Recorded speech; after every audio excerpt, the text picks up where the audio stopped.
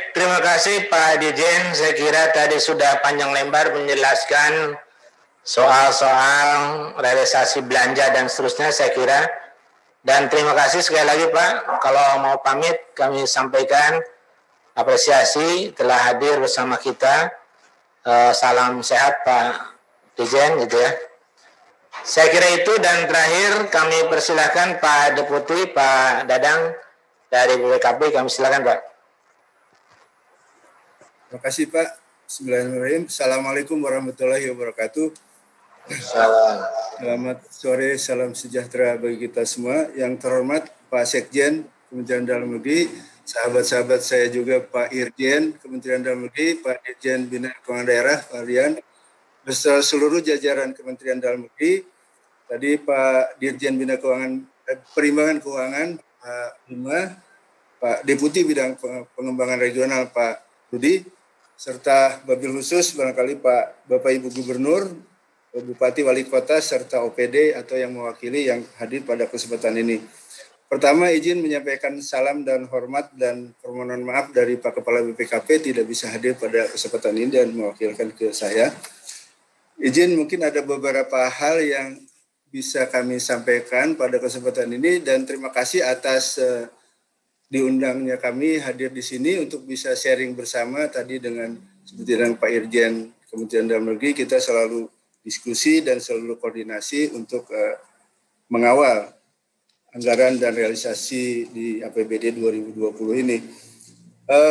Mengenai penyerapan anggaran, saya pikir Pak Ardian tadi sudah cukup panjang lebar menjelaskan.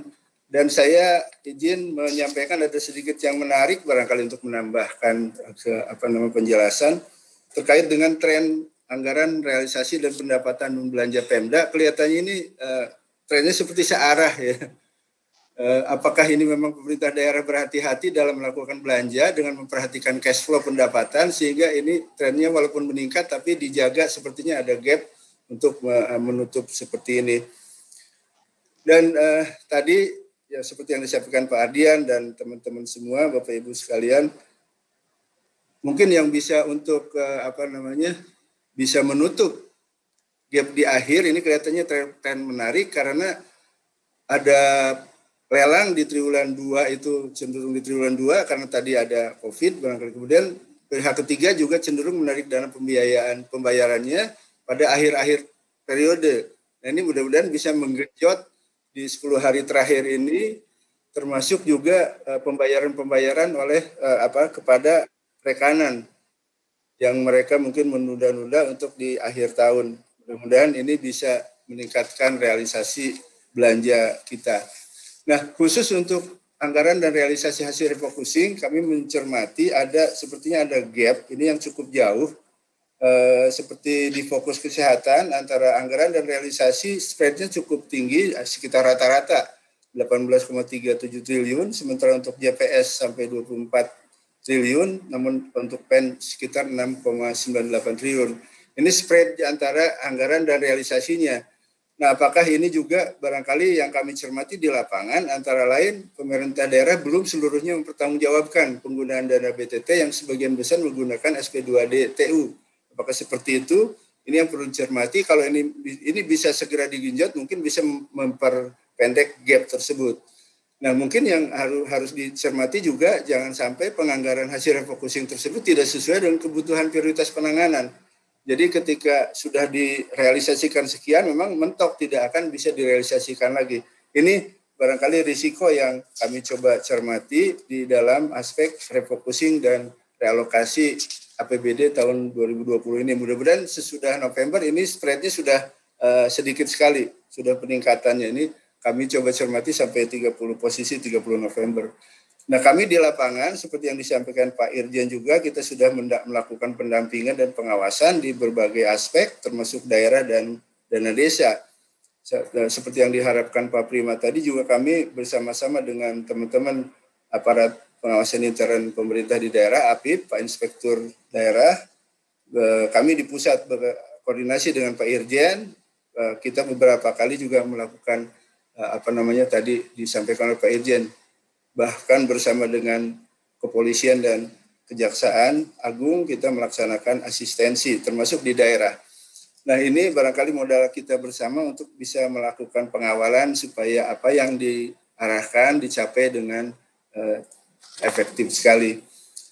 Nah, hal-hal yang perlu diperhatikan, ini pengalaman kami mendampingi teman-teman di daerah, barangkali yang menjadi ini, memang pemahaman PPK untuk ketentuan PBJ perlu ditingkatkan. Memang masa darurat penanganan COVID ini pengalaman pertama demikian masifnya, barangkali mudah-mudahan ini jadi pembelajaran untuk kedepannya. Kemudian juga data penerimaan manfaat tadi dan mekanisme penyaluran masih perlu diperbaiki dari aspek itu. Mudah-mudahan bisa diperbaiki terus. Sebagian besar pemerintah daerah juga belum mempunyai kebijakan yang umum atau kebijakan yang ada belum secara memadai sampai mengatur ke mekanisme. Jadi hanya generik saja, ini yang kami cermati. Termasuk juga penatausahaan dan pertanggungjawaban kegiatan penanganan COVID masih perlu ditingkatkan. Nah, izin melanjutkan mengenai tadi yang disampaikan oleh Pak Prima mengenai PEN, kita akan melakukan pengawasan intern terhadap PEN. Izin sharing di sini apa yang akan kami lakukan bersama-sama dengan Inspektorat Jenderal dan Inspektorat Provinsi dan Kabupaten Kota nantinya. Sesuai dengan ketentuan aturan di PP 23 2020, BPKP antara lain melakukan pengawasan intern terhadap program PEN. Kedua, mengkoordinasikan pelaksanaan UAS intern dan dapat bersinergi dengan APIP dan pimpinan Kementerian Lembaga dan Daerah serta korporasi. Yang ketiga, menetapkan pedoman pengawasan intern program PEN.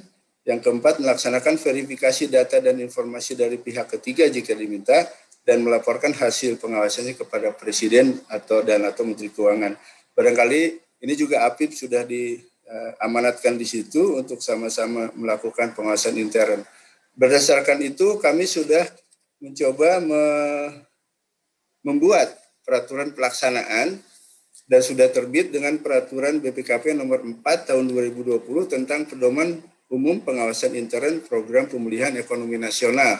Ini barangkali bekal kita bersama, khususnya kami BPKP bersama-sama dengan aparat pengawasan intern pemerintah nantinya, teman-teman Inspektur Jenderal, Inspektorat Provinsi Kabupaten Kota di dalam rangka melaksanakan pendampingan dan pengawasan untuk program PEN ini.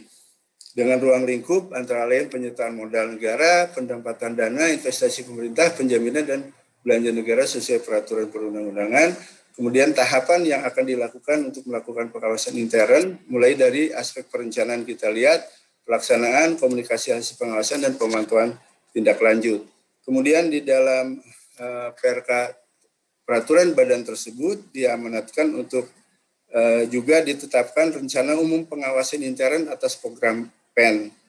Nah, ini juga kami sudah merumuskan dengan keputusan Kepala BPKP nomor 540 tahun 2020 dengan pokok pengaturan, tadi pengaturan pembagian tugas, penugasan, nanti kita sama-sama koordinasi, izin Pak Irjen untuk ke daerah, kita nanti koordinasi untuk melakukan pengaturan pembagian penugasan, koordinasi atas rencana pengawasan intern PEN, serta penetapan jadwal rencana pengawasan intern PEN tersebut. Jadi dari aspek beberapa tahap kita bagi, tahap penyaluran dana nanti yang akan terjun, APIP dari Kementerian Keuangan, APIP Kementerian Lembaga Pemerintah Daerah atau BPKP, nanti kita bagi-bagi tugas di situ, termasuk di tahap penggunaan pertanggungjawaban dan tahap pengembalian dananya. Kemudian untuk efektivitas program PEN itu kami akan melakukan evaluasi untuk mengukur efektivitas ketercapaian tujuan dari program PEN. Nah, khusus untuk pengawasan pemulihan ekonomi nasional di daerah, ada 3 aspek yang mengalir dari pusat, antara lain pinjaman PEN daerah, cadangan DAK fisik, serta dana insentif daerah tambahan. Ini mungkin yang akan kita kawal bersama, tadi yang disampaikan oleh Pak Prima. Untuk pinjaman PEN daerah sendiri, kami mencoba melakukan audit dengan tujuan tertentu, dengan posisi sekitar 6 November, memang di situ masih di Tenggarai ditemukan, walaupun sampling, itu penyerapan anggarannya memang cukup rendah. Dari yang sudah dianggarkan 3,2 hanya 0,758, ini per 6 November. Kemudian di cadangan DAK fisik juga masih seperti ini, sehingga masih rendah hanya 16%. Kemudian dana insentif daerah tambahan juga masih 10% di posisi September. Mudah-mudahan dalam 2 bulan ini belakangan bisa ditingkatkan lagi penyerapannya. Kemudian kami juga mencoba memetakan risiko utama program PEN di daerah. Antara lain, yang pertama, Pemda tidak dapat memenuhi persyaratan pengajuan pinjaman daerah maupun pencairan pinjaman daerah, dana cadangan DAK tadi, termasuk DED tambahan sesuai jadwal yang telah ditentukan. Ini mungkin yang perlu nanti sosialisasi dari teman-teman Kementerian Keuangan untuk bisa memberikan sosialisasi sehingga lebih menguatkan bagaimana Pemda bisa memenuhi prosedurnya. Kemudian risiko kedua, penggunaan fasilitas tadi pinjaman daerah, program PEN daerah tidak tepat sasaran, seperti yang disampaikan Pak Irjen tadi juga ada indikasi seperti itu. Adanya realisasi penggunaan pinjaman daerah, cadangan DAK, fisik dan DED tambahan yang tidak sesuai dengan ketentuan. Kemudian dari risiko pekerjaannya tidak selesai, malah terlambat atau tidak selesai atau tidak sesuai dengan spek teknis atau standar yang dibutuhkan. Kemudian hasil pekerjaan tidak dimanfaatkan. Nah, yang terakhir kami selalu mengingatkan jangan sampai ada penyalahgunaan atau fraud. Risiko fraud ini tetap kita angkat untuk mengingatkan kita semua supaya ini tidak terjadi. Kemudian dari hasil pengawasan tersebut ada beberapa yang menjadi perhatian.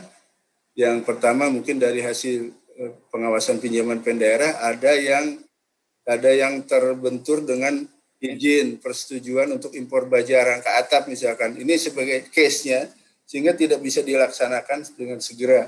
Ada kegiatan yang harus dilakukan lebih dahulu tapi belum dilaksanakan sehingga bisa terlambat untuk pelaksanaannya. Kemudian pengawasan cadangan DAK fisik juga proses penyelesaian penerimaan manfaat belum ditetapkan atau belum divalidasi, ini juga bisa menghambat kelancaran realisasinya. Pertanggungjawaban tidak lengkap. Kemudian masalah juga pemanfaatan hasil pekerjaan fisik tidak tersedia sarana prasarana pendukung dan tidak didukung dengan SDM yang dibutuhkan.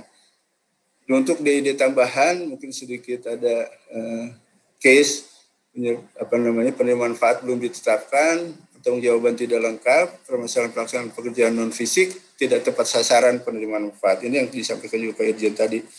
Nah, hal-hal yang perlu mendapat perhatian untuk PEN daerah ini ada beberapa, barangkali hambatan kelancaran pemenuhan persyaratan tadi kita coba cermati, ketepatan peruntukan penggunaan dana pinjaman daerah, cadangan DAK maupun DD tambahan ini menjadi perhatian utama, termasuk 3E terhadap kegiatan tersebut dan tadi dampak dari penggunaan pinjaman daerah tersebut.